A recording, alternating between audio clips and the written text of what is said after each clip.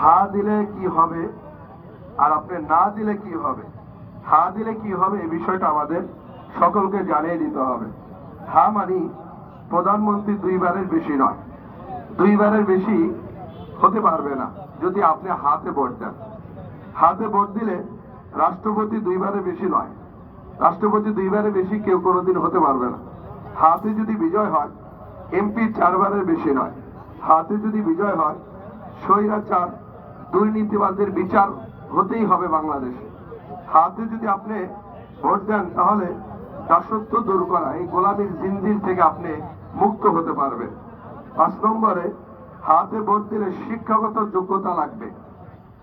অযোগ্যরা মূর্খরা কোনো নেতা হতে পারবে না। হা মানে স্বাধীনভাবে বিচার করা, হা মানে স্বাধীন ও সবার বাংলাদেশ করা। এখন আপনি সিদ্ধান্ত নেবেন নাতে দিবেন না হাতে দিবেন।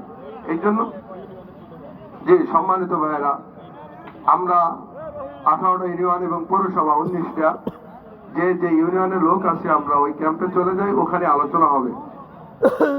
মূল আলোচনাগুলা আমাদের বাদ মাগরিবি হযরত ওয়ালা এবং 19টা ইউনিয়নের নেতৃবৃন্দ সকলে মিলে আপনাদেরকে দিক নির্দেশনা দেওয়া হবে। এখন আমরা মূল ক্যাম্পে চলে যাই ইনশাআল্লাহ। এখন একটি গজল পরিবেশন করবেন, কি নাম ভাই? আব্দুর রহিম খান।